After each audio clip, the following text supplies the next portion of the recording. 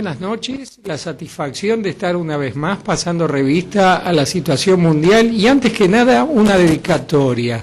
La columna de hoy se la dedico a Lucy, una amable señora que colabora conmigo en mi casa con un enorme amor y una gran eficiencia. Hoy tenemos 3 temas para hablar como ya es habitual. Primero, México. Desde que comenzó el gobierno de Enrique Peña Nieto del Partido Revolucionario Institucional, se hizo un acuerdo entre los 3 grandes partidos, el PRI, el PAN, Partido de Afirmación Nacional, y el Partido Revolucionario Democrático, cuyo objetivo fundamental era encarar reformas que ellos consideran fundamentales.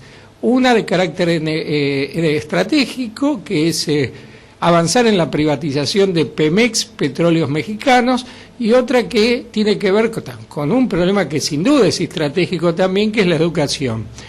Con respecto a la educación, elaboraron una serie de leyes sobre la educación que fueron resistidas por el magisterio mexicano con un plantón, lo llaman allá, un acampe, en la plaza del Zócalo, la plaza central del Distrito Federal, en el cual confluyeron maestros de Oaxaca, Guerrero, Chiapas, del propio Distrito Federal y de otros estados mexicanos. El gobierno habló de dialogar y terminó provocando una represión terrible, como es habitual en México, en que los gobiernos y las clases empresarias hablan de dialogar y terminan reprimiendo fatalmente a los sectores populares.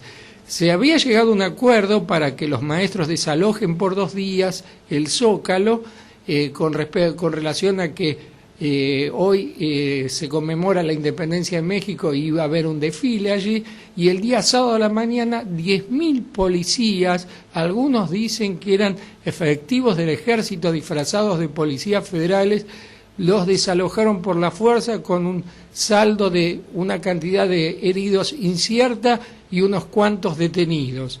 Una vez más esto pone de manifiesto algunas cuestiones de largo plazo y algunas cuestiones de corto plazo. Derrotar a los maestros es un imperativo que tiene el poder en México para poder avanzar en sus propuestas de mayor privatización, tanto de la educación como del área petrolera. Así como el gobierno de Menem no hubiese aplicado en la Argentina las reformas neoliberales que aplicó sin derrotar primero las huelgas ferroviarias y telefónicas como lo hizo a comienzos de los años 90. Los maestros van a seguir luchando y es deseable que se sumen más dirigentes políticos a Andrés Manuel López Obrador, el único dirigente que estuvo siempre junto a los maestros, el dirigente del Morena, Movimiento de Reafirmación Nacional, que cuenta con representación parlamentaria. Ahora tenemos que hablar de Siria. En los medios se habló de que la guerra no fue, cuando en realidad la guerra ya fue, digamos, la intervención de los Estados Unidos. En primer lugar, hace unos 10 días se supo que 2 misiles habían caído al mar y se dijo que eran misiles israelíes. Pero en realidad lo que se supo fueron 2 cosas a posteriori. En primer lugar, que los misiles habían sido disparados desde una base de la OTAN en España y que fueron interceptados por el sistema de defensa ruso. Entonces, ahí mismo, el canciller Sergei Lavrov se dirigió a John Kerry, su homólogo norteamericano, y le dijo que si se ataca a Damasco, se ataca Moscú.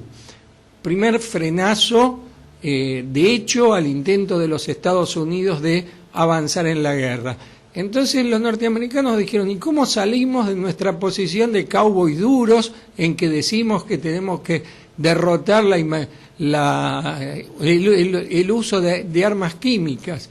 Los rusos le dieron respuesta a eso, presentaron un plan consistente en que Damasco debería blanquear y desarmar y entregar sus reservas de armas químicas. Pretender que Estados Unidos, que ha llenado de armamento químico a múltiples poblaciones del mundo. En la guerra de Vietnam convirtieron el país en un territorio estéril mediante el uso de defoliantes.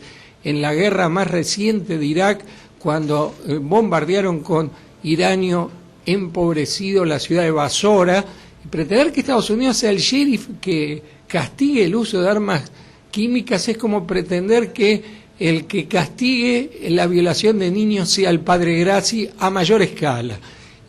Otra cuestión que no ha aparecido en ningún medio es que hubo generales que le dijeron a Obama que si avanzaba en la invasión de Siria lo depondrían. O sea, se habló de un golpe de Estado en los Estados Unidos, información que fue proporcionada por un editor, se lo puede llamar independiente, pero en realidad es un editor de centro izquierda, Bob Powell, porque los generales están muy preocupados porque la cantidad de suicidios en las fuerzas militares norteamericanas es alarmante. Entonces no quieren más aventuras bélicas, o sea, ya no es lo mismo las aventuras del bloque del complejo militar industrial que la del propio Estado norteamericano. Rotundo fracaso de la estrategia de Obama, que quedó desflecado, y rotunda derrota también de la estrategia del presidente francés François Hollande, que era el único que apoyaba fuertemente a la oposición siria, que quedó también profundamente debilitada, como se decía normalmente de Tarzán, desnuda y a los gritos.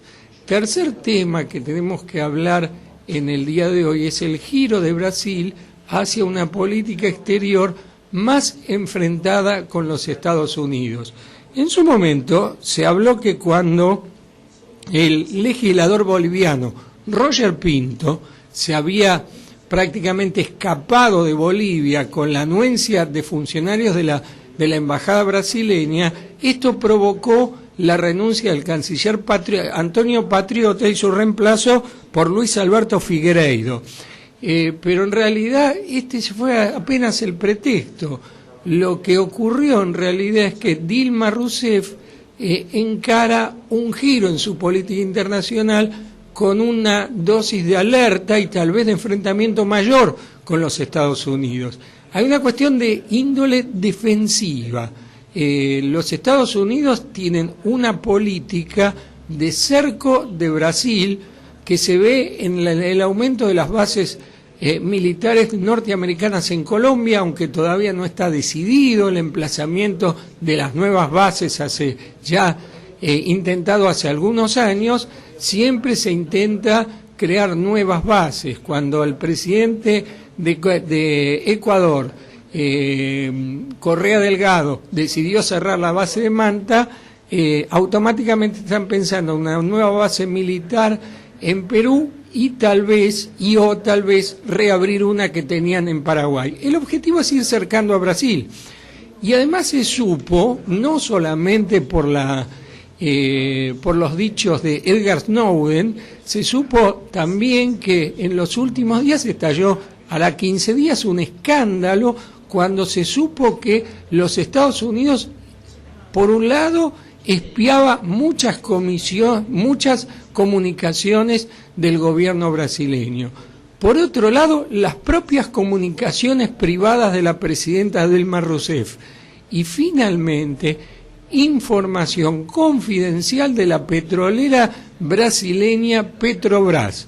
Ahora, ¿cómo puede presentarse una empresa, una licitación que va a fiscalizar Petrobras en la plataforma submarina brasileña que tiene una cantidad tremenda de recursos petrolíferos, si un competidor norteamericano tiene información privilegiada obtenida por espionaje? Está pasando por Buenos Aires el actual ministro de Defensa de Brasil, Celso Amorim, quien previamente fue canciller de los dos gobiernos del presidente Luis Ignacio da Silva Lula y de otro presidente anterior. Y Amorim dijo frases que son muy importantes. En primer lugar, habló que las guerras del futuro son algo que ya se sabe, por los recursos naturales, pero fundamentalmente son recursos que se van a son guerras que se van a librar en el plano cibernético y tal vez ya se esté librando con esta acción que ha llevado los Estados Unidos espiando comunicaciones del gobierno brasileño, espiando comunicaciones personales de Dilma Rousseff y espiando comunicaciones de la empresa Petrobras. Por otra parte, esto daría lugar a un giro en la política de defensa de Brasil, que por un lado necesita rearmar su armada por una cuestión de el enorme litoral marítimo atlántico, que es el más grande del mundo, es más largo que el de los Estados Unidos, y por consiguiente tiene que mantener permanentemente renovado su flota de defensa. Y daría un giro a una compra que está pendiente hasta hace bastante tiempo de material para la Fuerza Aérea de cazas, de aviones caza, que durante la Cancillería de Patriota se pensaba comprárselos a Estados Unidos.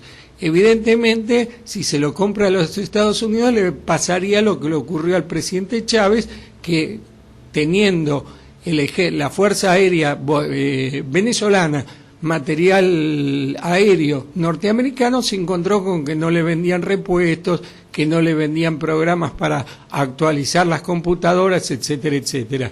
Es menester ser lo más independiente posible de los Estados Unidos. Lo que no aparece, antes de pasar a las secciones habituales, habría que decir que septiembre es un mes negro en la historia de América Latina. Septiembre Negro era una organización palestina que aludía a una masacre realizada en Jordania en 1971. La semana pasada hicimos el merecido homenaje al presidente Salvador Allende, inmolado en defensa de la democracia por el salvaje genocida Augusto Pinochet. Hoy, 16 de septiembre, son dos fechas nefastas en la historia argentina.